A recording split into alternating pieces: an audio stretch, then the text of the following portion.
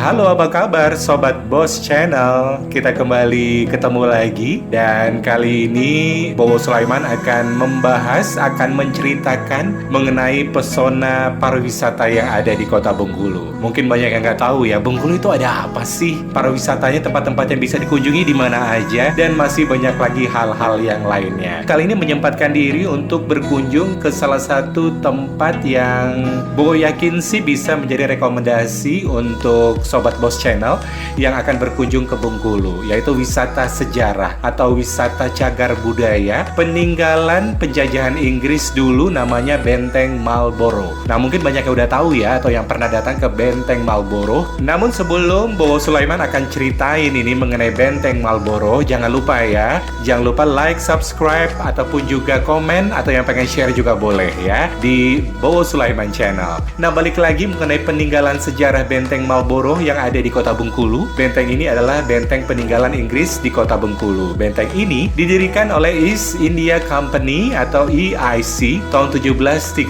sampai 1719 di bawah pimpinan Gubernur Joseph Kellet sebagai benteng pertahanan Inggris. Konon, benteng ini merupakan benteng terkuat di Inggris di wilayah timur setelah benteng St. George di Madras, India. Pembangunan benteng ini memakan waktu selama 5 tahun. Benteng ini tidak hanya berfungsi sebagai pertahanan EIC untuk menghadapi ancaman VOC, namun juga sebagai tempat yang berfungsi menjadi pusat pemukiman. Di pertengahan abad ke-18, beberapa bangunan tambahan untuk gudang senjata dibangun di dalam benteng ini. Nah, benteng ini didirikan di atas bukit buatan, menghadap ke arah kota Bengkulu dan menghadap langsung ke Samudra Hindia. Benteng ini pernah dibakar oleh rakyat Bengkulu setelah penghuninya terpaksa mengungsi ke Madras. Mereka kemudian kembali tahun 1724 setelah diadakan perjanjian. Tahun 1793, serangan kembali dilancarkan. Pada insiden ini, seorang ofisir Inggris namanya Robert Hamilton tewas. Dan kemudian tahun 1807, Presiden Thomas Parr juga tewas. Keduanya diperingati dengan pendirian monumen-monumen di kota Bengkulu oleh pemerintah Inggris. Jadi wajar ya kalau sebenarnya Bengkulu ini bisa dibilang sebagai kota dengan banyak sekali monumen-monumen atau juga benteng-benteng kecil, walaupun keberadaannya sudah banyak yang sudah hilang, apakah itu terkena abrasi atau tertimbun tanah, runtuh, dan juga hal-hal lainnya. Saat ini Benteng Marlborough sudah menjadi salah satu objek wisata yang patut dikunjungi jika Anda berlibur ke kota Bengkulu. Benteng ini terdiri dari tanah seluas 44.100 meter persegi menghadap ke arah selatan, sedangkan di belakang benteng ini adalah Pantai Tapak Padri. Arsitektur Inggris abad 17-an sangat terasa pada desain bangunan ini. Ketika memasuki pintu, Anda akan memasuki tempat berupa lorong di mana pada lorong itu bisa menemukan 4 buah pemakaman yang bertuliskan Georgetown tahun 1704, Richard Watts ESG tahun 1705, Kemmes Kuhn tahun 1737, dan terakhir Henry Stirling 1774. Dua di antaranya berasal dari zaman Benteng York. Di ujung lorong kita akan melewati jembatan yang panjangnya kurang lebih 10 meter. Menurut cerita, dulunya jembatan ini bisa ditarik ke atas dengan menggunakan rantai. Setelah diperhatikan, antara bangunan lorong dan bangunan utama dipisahkan oleh parit yang mengelilingi bangunan utama. Di dalam bangunan utama ini, Anda akan menemukan ruangan yang dulunya difungsikan sebagai penjara di sisi kanan dan sisi kiri. Kedua penjara ini dipisahkan oleh pintu besi.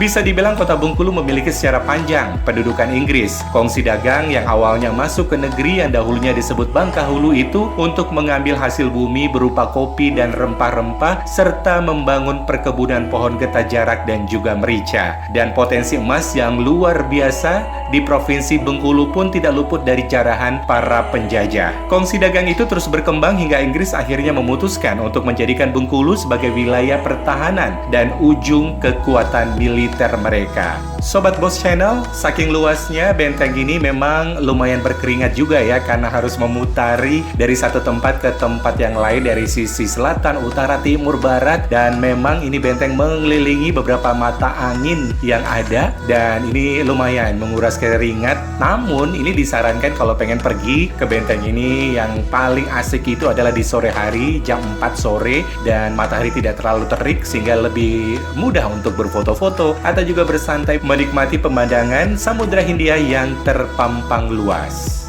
Saya mencoba memasuki salah satu tempat yang merupakan ruang pameran di dalamnya, dan ruang pameran ini berisikan mengenai sejarah panjang dari keberadaan benteng ini yang memang rata-rata untuk mengambil sumber daya alam, kekayaan alam yang ada di Provinsi Bengkulu. Di sana ada patung prajurit Inggris dan juga banyak sekali foto-foto dan informasi-informasi mengenai sejarah panjang dari penjajahan Inggris. Sewaktu memasuki ruang pameran yang lumayan pengap gitu ya, di dalamnya yang hanya diterangi oleh lampu, bulu kuduk gue cukup merinding karena merasakan ada sedikit aroma mistis yang ada di dalamnya, dan mudah-mudahan saja itu cuma perasaan gue saja, karena memang waktu sore-sore itu gue cuma sendiri saja berada di dalam ruangan tersebut. Nah, banyak sekali kisah-kisah mistis yang melingkupi benteng Marlborough ini. Mulai dari pintu masuknya saja, kita bisa melihat parit penuh jebakan yang mengelilingi benteng. Dan tidak mengherankan, dahulu benteng ini memang digunakan sebagai tempat pertahanan Inggris dari pejuang Bengkulu. Tidak sampai di situ saja, ada juga lorong yang dahulu sempat menjadi bekas ruang penjara. Dari sekian ruang tahanan, ada sebuah tembok berdarah yang menjadi saksi bisu dari seorang tahanan Belanda yang sempat ditahan di situ. Tahanan itu menggurat dan menuliskan temboknya dengan darah. Namun mungkin karena sudah tua, warna temboknya malah menjadi coklat dan bukan merah lagi. Gambarnya pun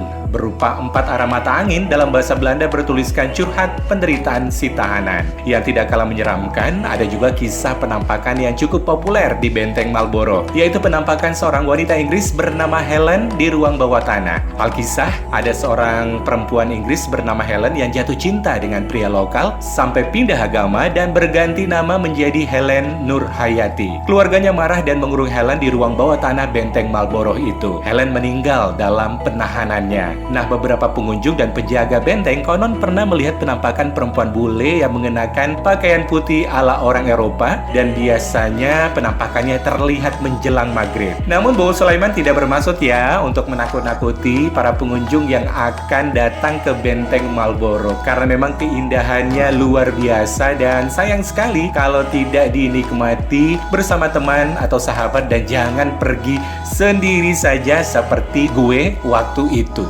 Dan gue pun sempat berpikir ketika memasuki lorong-lorong yang ada di sana, seberapa banyak ya orang yang mati atau tewas dalam hal pembangunan benteng ini. Mereka yang ditahan ataupun mereka yang dibunuh di benteng ini. Berapa banyak yang dianiaya dan masih banyak lagi hal-hal lainnya. Namun hal itu akan hilang setelah melihat pemandangan yang luar biasa yang ada di hadapan mata. Benteng ini dibangun di kawasan strategis tepat di tengah-tengah kota Bengkulu menghadap Samudra Hindia di atas bukit buatan yang jika dilihat dari udara menyerupai kura-kura yang menghadap ke daratan.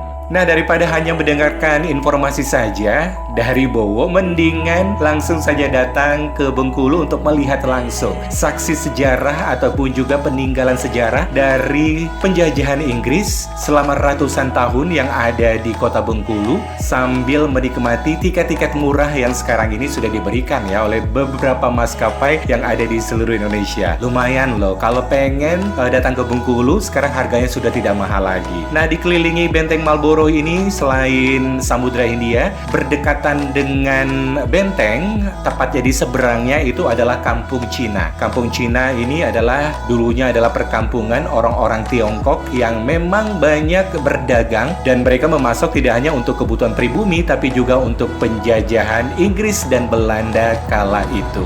Oke, cukup sampai di sini dulu cerita-cerita mengenai salah satu objek wisata yang merupakan benteng terbesar di Asia Tenggara, yaitu benteng Marlborough yang ada di kota Bengkulu. Kita jumpa lagi di edisi jalan-jalan berikutnya masih di kota Bengkulu, dan jangan lupa di like, subscribe, komen, atau juga di share kepada teman-teman lainnya. Siapa tahu Anda ingin berkunjung ke kota Bengkulu suatu saat nanti.